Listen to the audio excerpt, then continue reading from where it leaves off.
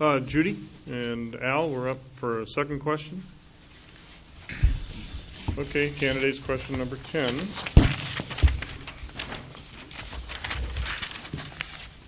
Okay, here we go. Question number 10. The city invested time in development of the 21-point business plan and has funded the Economic Development Corporation, EDC, to the tune of $200,000 annually. As stated at a presentation of the Economic Development Corporation at the Canyon Country Advisory Committee some months ago, Santa Clarita is not the least expensive place to do business. What would you do to make the city more economically competitive and attractive to business? Lori's number one. Okay, good. Would you go ahead and start? Sure. One of the goals that I had this year as mayor was to update our business plan for progress. We had called it previously the 21-point plan, and we were one of the few communities really in California and in the country to be proactive enough to look at where we were with the economic downturn and realize that as a municipality we needed to address it. We needed to reach out to our partners in the community. You're going to hear about the development of the Economic Development Corporation in Santa Clarita, which has been a huge part of that. And we have given them a lot of money. The good news is that it's stated very clearly in the contract and the arrangement we have with them, there are certain things that they need to meet, certain criteria in order for us to continue to support the organization. And I think that they are well on their way toward doing that. As part of developing our business plan, we want to continue outreach to the film community. Filming in Santa Clarita brings lots and lots of money into Santa Clarita. So we want to continue to extend some permit breaks for them and to make it easier for them to come film here. And then certainly, and I'm kind of skipping ahead, one of the other questions is about the job housing balance. We realize that being a barista at Starbucks does not afford you the luxury of purchasing a home in Santa Clarita for the most part. That's not enough of a salary, and we need to create some higher paying jobs. We have been successful in working with Boston Scientific and expanding their business, extending the contract with Princess Cruises, which is one of our largest employers, and continuing our outreach to other companies like that will create high-paying jobs. Certainly with the expansion of Henry Mayo Newhall Hospital, we're going to see some more high-paying jobs. They've already increased their nursing staff by almost 30%, and those are terrific jobs. Those are affording people to live here, and that's what we need to continue to do. So we're going to, as part of our Economic Development Subcommittee, which Bob Keller and I sit on, continue to look at what we can do working with our partners, which is the Valley Industry Association, the Chamber of Commerce, and the EDC to attract businesses, retain businesses, and promote business in Santa Clarita. Thank you, Lori. Okay, just so you know, the rest of the rotation will be Bob Keller, Ed Colley, Tim Boydson, John Hatami. So, Bob, your turn. Thank you. You know, the question would infer that we do not do all that well here in Santa Clarita, and I frankly don't agree with that. As we look at the state level, it's really very difficult. If we go over to Texas, guys, I can tell you right now we can't compete in some other states. But as we look at California and in Southern California, we're doing a pretty darn good job here in Santa Clarita. Is it good enough? Absolutely not. And that is why the city came forward with a 21-point business plan about 3 years ago. And it's a good plan, but it already needs revision and modifications. And met with staff just the other day, and they're coming forth with even some more enhancements, if you will, particularly with new businesses and working with deferred fees and waiving some fees altogether to encourage business coming into the Santa Clarita Valley. And certainly, as was indicated, the Economic Development Corporation, I'm a huge fan of it, and I had the privilege of being one of the people sitting at the table at the very beginning at its inception and talking about it and watching it evolve and becoming a reality for the business community and for all of the businesses throughout Santa Clarita. I look at the Economic Development Corporation as the kingpin, if you will, the umbrella organization working with the Santa Clarita Chamber of Commerce, the Valley Industrial Association, working with the college and their programs that they have in place, which are also outstanding, and addressing business retention, addressing keeping new business or encouraging new businesses to come in, and doing what's right for all of the businesses in the Santa Clarita Valley. It is extremely important, folks, and we all know too many people that are either out of employment altogether or way underemployed, and I see and meet them every day, and it breaks my heart. So I'll assure you, the city is aware of this problem and doing all it can to assist and be an answer to the problem. Thank you. Thank you, Bob. Ed Colley. I absolutely in complete agreement. The Economic Development Corporation is what we in the military would call a force multiplier. By investing a small amount of money and engaging our business community, who commit a lot more than the city does, we really are able to do a lot to attract business to our valley. The question includes a quote, "Santa Clarita is not the least expensive place to do business." That's certainly true, and you know what? Whatever city in Arkansas or whatever else has the honor of being the least expensive place to do business, I don't think we ought to try to compete with that. We compete because we are a phenomenal place to live. We're a phenomenal place to raise a family. We've got good weather, good environment. We just are a place that businesses, when they learn of us, are eager to move to. So we need to encourage our state legislature to get out of the way of businesses, and we need to do all we can to get the word out that the welcome mat is out, that we encourage businesses from outside of our community, from outside of our state, to come here, and we can be competitive. What is also important is that we not create a situation in this valley that has happened, say, in the Antelope Valley, where you have two cities in basically the same location that compete against one another. There, they end up bidding away advantages that really help no one in the Antelope Valley. And so it's important as we move forward that this community stay together, and if other areas outside the city limits want to annex into the city, that we welcome them. We don't need to push them into it, but we don't want to be in a situation ever where we have the city of Stevenson's Ranch or the city of Castaic, where the two cities would compete with one another and bid, if you will, against one another for businesses, where everyone in the valley loses. Thank you. Thank you. Next, Lori Enter. I think I got sorry. this one. Oh, hold on a minute. I guess that's one for me. Tim Van Boyden. Okay. First, let me begin by saying a couple of words about the EDC. When the EDC was brought forward at the council meeting, I testified that I wanted to make sure that the EDC was going to be doing its job, since it would be spending the taxpayers' money, and those would be measurable objectives, not only in creating jobs so that they would have to report once or twice a year to the public, the taxpayers, as to how many jobs they had created, but also other measurable objectives. And this is how we can lower the cost of business. By using the EDC, you can ask them, your measurable objective is to show us ways where we can lower the cost of doing business in Santa Clarita. Another thing that we can do is build more industrial and commercial space, because one of the biggest costs that you have as a business is space. And if you have very little of it, it drives the cost of doing the business up. So that's a law of supply and demand. And so I would propose to you that that is not only a good thing to do to keep the cost of business down, but it's also a good thing to do because you provide space that you can put businesses in the industrial and commercial space that provides jobs. The third thing has to do with having someone at the city that would be an ombudsman, that would be a staff person specifically assigned to handle the problems of business. Because one of the big things that they don't talk about, and I can tell you this because I run a business every single day here in Santa Clarita. It's a nonprofit, but if you don't run it like a business, you'll be out of business and you won't be able to serve the people. So I can tell you that one of the hardest things is when it comes to paperwork and problems of governmental interference at any level.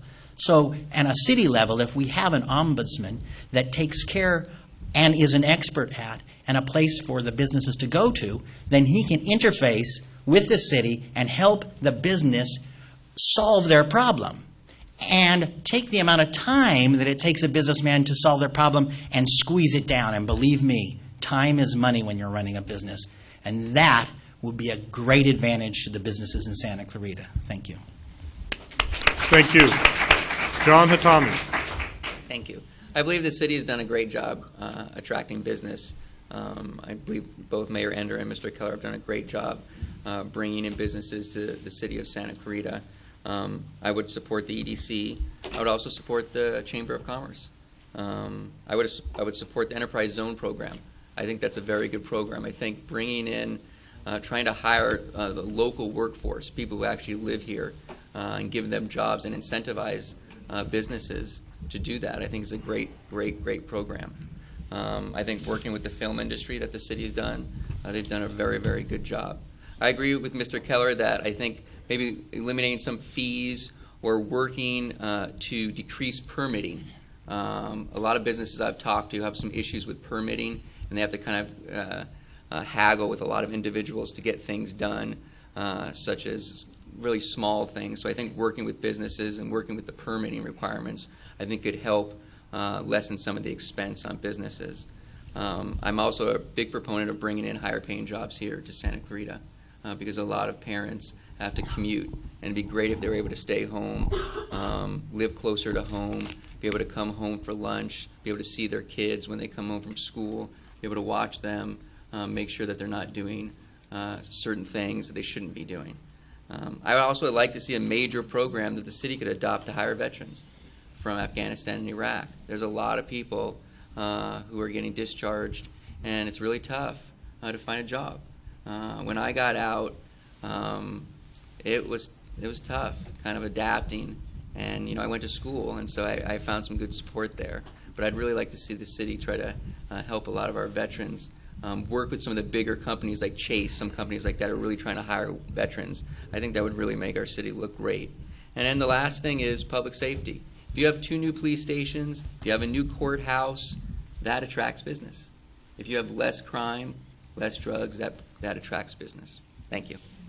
Thank you, John. All right, I believe that gives us a minute apiece for rebuttal if you're interested, and start off with Lori Ender. I just want to add that we have heard from businesses that the permitting process can be difficult and can be cumbersome, and that sometimes the left hand doesn't know what the right hand's doing. And we've been responsive to that and have created a one-stop permitting process. We've created an e-permitting way that people can submit their plans online. And we're also in the process of doing some renovations at City Hall to move to the first floor of City Hall almost everything that you would need to do to get a project approved, to make it easier for a business owner, an applicant who's coming in to get work done so that they don't have to go through so many hoops, through so many different floors. It also helps our staff to work together and to say, hey, this is coming your way, just so you know, here's what's going on. I've got a question before you see this. There's a public works element that we need to address. So it's our hope and our goal that that will make doing business easier for those who want to do it in Santa Clarita. Thank you. Bob Keller. Well, Lori did a pretty good job of stealing what I was going to share with the group, because I would love to tell you Bob Keller is the guy who caused the implementation of the streamlined permitting. I'll go ahead and say that. It's called the Bob Keller permitting. I can tell you that. I just can't look him in the eye. But staff did a great job, and they were listening to the council and listening to the community when they made the decision to implement those changes and streamlining the process. Along with that went some special training to our employees working that area to ensure they were capable of serving the citizens. In a way, I think it touches upon what was being said earlier about the ombudsman, to ensure that we have employees that are there to genuinely help our citizens work through the problems and issues associated with new business. So on the overall, we're doing a great job. And I'll close by saying I try to make every one of those EDC meetings. And that's one of the reasons I'm so very, very positive about the EDC and the great work they're doing on behalf of all of us. Thank you. Thank you. Ed Colley. The last thing I would add, that hasn't been mentioned are the great efforts that the city and the business community working together have done to advertise to other areas of the state and even the country on what a great place this is, and encouraging businesses through this advertising campaign to move here. So I think we certainly want to continue that great effort. Thank you, Ed. Tim Van Boydsen.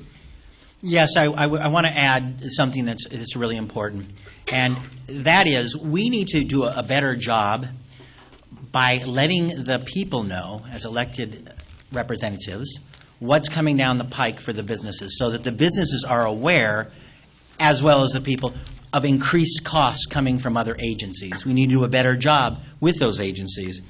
A specific example would be the $29 million.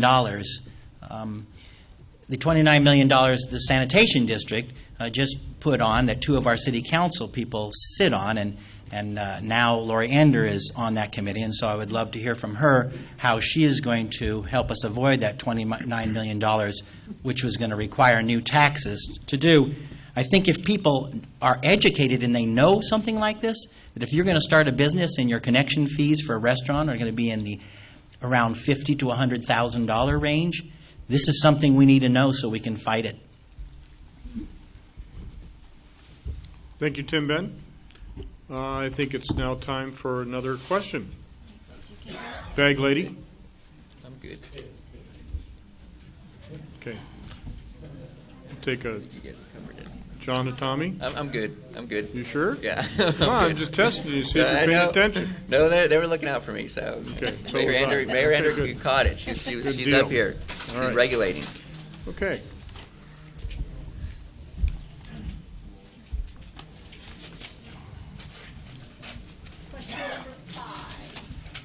Question number 5. A key component of the city's general plan is the creation of villages with walkability and easy access to amenities. Since the incorporation of the city has consolidated recreational activities to a limited number of facilities. What would you do to change the current practice in order to promote individual community identity and involvement? Start off with Ed Colley. Thank you. The current facilities we have some really great things. The aquatic center, the activity center, located somewhere near the middle of our city. In working with the Castaic Lake Water Agency, where I am currently a director, the city has created Central Park that we lease to the city for, I believe, $1 a year or $1 per acre. I don't know. It's not a great deal of money, but we have the cooperation that I've been a long time advocate of and certainly love. I agree that we need to maybe shift our focus a little bit from these large centralized facilities, which are of value and are a great thing, and look to build some more smaller community parks and that sort of thing. We also need to expand where we can our network of trails. Obviously, the Paseo system in Valencia can't be duplicated in Canyon Country, as the land simply doesn't exist behind our houses. But every place we can, we need to be looking to provide safe passage for bicycles and for our kids particularly. So that would be my change of focus on the City Council from what we have done the last decade perhaps to what maybe looking forward to the next decade we would need to do. Great, thank you very much. The order from this point on for this question will be Lori Ender, Bob Keller, Tim Van Boysen, John Natami. Lori, you're up. Man, poor John. Just before you start, in case you're keeping score, it's 2 for Al and 2 for me. So, go ahead. I'll be honest, this question was a little bit confusing because there's a few things going on in here. What I will say is that since the city was incorporated, we haven't consolidated parks, we've built parks and opened parks, and we've put them all across the community.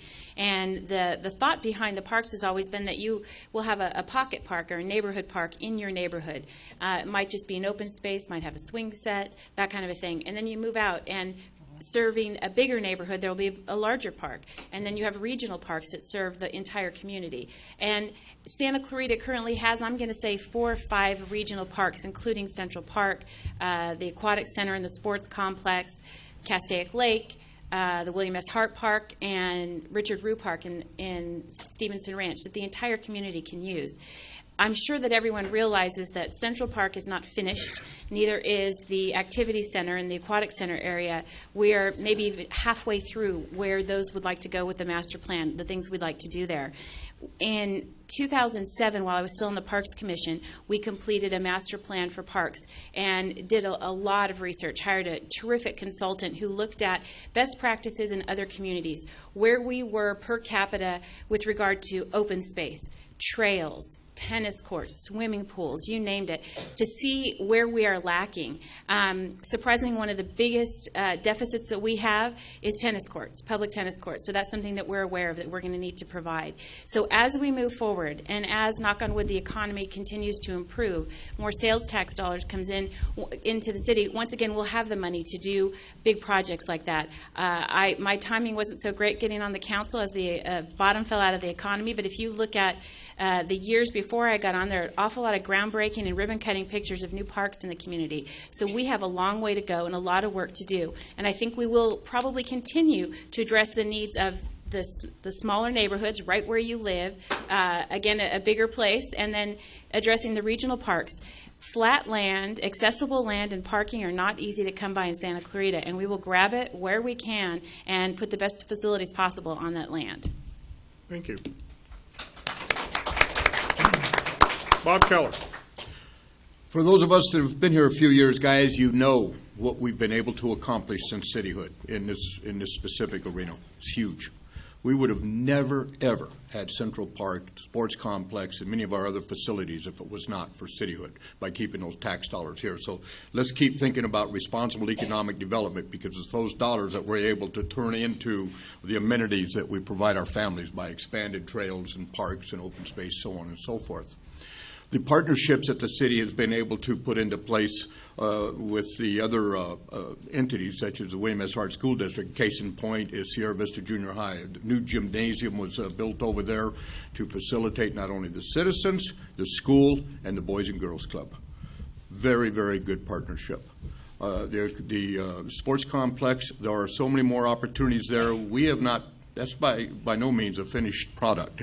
We've got a lot more acres to add to that. Big issue a number of years ago. Do we buy the adjacent 25 or so acres for $6 million? Pretty high price tag. You bet, because it was next to it. And it's because of that acquisition today that we're going to be able to move forward and build those tennis courts that Lori just mentioned and many other great things for our community to enjoy, along with sports fields, which we're always in more need of.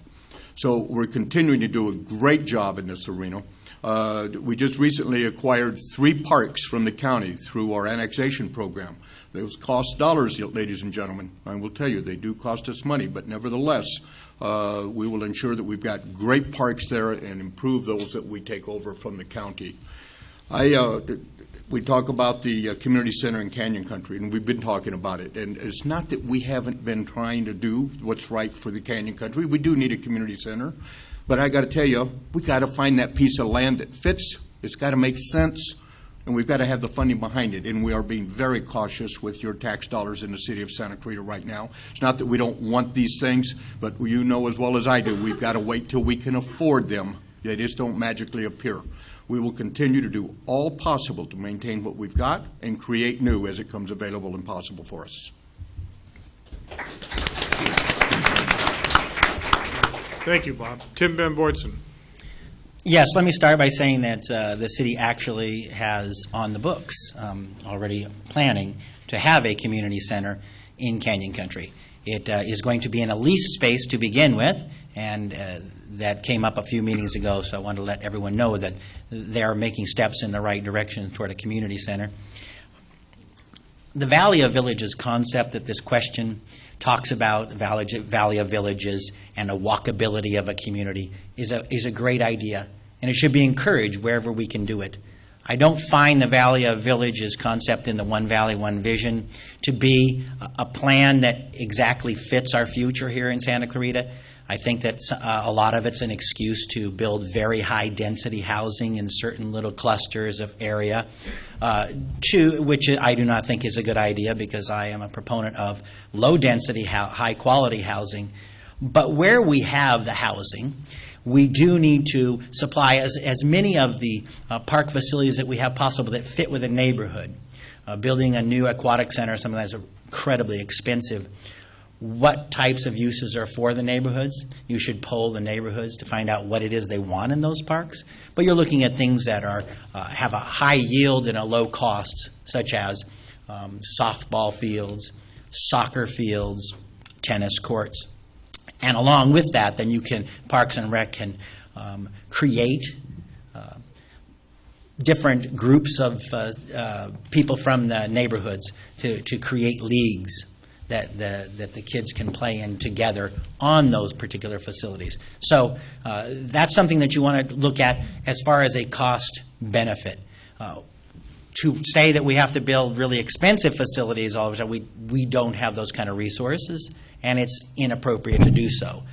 In Santa Clarita, as much as we'd like to say we're going to be able to walk everywhere, we are a suburb. That is not going to happen. Okay, we are going to be using our cars to go to the various central locations for the expensive facilities. So we need to look at the lower cost facilities that can be used by the neighborhoods and the leagues to do the various types of sports activities. Thank you. Thank you, Tim Dunn. Again, we're back to the rebuttal, 1 minute apiece. Ed Collins. Just get me out again, man. Good, John. Good, John. Okay, John. Thanks. I agree with a lot of what Mr. Boyston just said. I mean, when I read this question, the first thing I thought of was, I don't want any more apartment complexes. I like living in the suburbs. That's one of the reasons I'm here, and I've been here, and I want to raise a family here. I like living in the suburbs. I don't want to be like LA City, so I would be against building any of these major apartment complexes. I just don't think that it's a good thing for our city. I like the houses the way they are. That being said, I live in Canyon Country. A lot of my friends live out here. A lot of my friends also live in Saugus. A lot of law enforcement people live in Saugus. A lot of the things we do, we have to go to Valencia for. Even shopping. I would like to see things change in Canyon Country and in Saugus, so we don't have to do some of those things. And everybody knows this. I've been out here since 1983. My mom lives in Valencia. I have to go to Valencia a lot, so do my friends, for a lot of different things.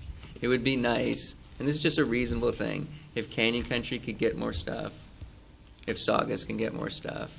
And I understand we have a money crunch, and so we need to be conservative, but it really would be nice. And I think that it's been a lot of years, and so I'd like to see some more stuff here in Canyon Country and in Saugus. Thank you. Thank you, John. Now I think it's time for rebuttal. Let me start with Ed Collins. I'm fine. Thank you. Okay, very good. Oriander? I do want to add one more thing. The discussion about the community input, which is so important. I think it was in 2005, the city finally had money to do something with what is now Todd Longshore Park. And it was this big patch of land next to the high school that the kids used to walk the trail over. And we had a community meeting. Todd Longshore was on the Parks Commission with me at the time, and the two of us walked into the library at Canyon High School to this planning meeting where there were dozens of people from the community. And Todd and I were discussing how far we could level the land down and how many football fields we could put end to end and maybe add some baseball fields in there. He was a youth sports guy, just like I still am, and we had this vision of what it was going to be. And we sat through this community meeting, and there was a guy there drawing diagrams, and everybody put their input in, and we came out of that 2 hours later hearing very strongly from the community, we want a view, we want a trail, we'd like a playground, we'd like a place to picnic, and we're not looking for fields in this spot. And it was a fascinating process. It was a great experience for me to see that firsthand, and if you've been to the park, it's exactly what it is, and it's really aptly named for Todd. Thank you, Lori. Tim Ben Boydson. Yeah, I'm going to see if Mr. Hatami wants to my minute. I'd like to yield it to him because he's giving the short end of the stick at time again. You're afraid and he it was may not planned, John, okay? Are you afraid he may not get one otherwise? I don't know, okay? I just thought there might be something going on. No, I'm kidding. What I want to do is I do want to add something, but I want to turn the question on its end and say what we need actually in a concentrated facility, if I may, since I have the time and I get to talk. So I think what we would like to have, what we really could use with a large amount of space, and perhaps at Central Park, is a city-run, city-built softball tournament area. If you know adult softball and you know that the revenues it can bring in from sports tourism, it would be a great thing. But I don't want to build it for some private company so that they can make a lot of money off it, because I'm not really into, as you know, corporate welfare, such as we have with the privatization of our libraries. Thank you.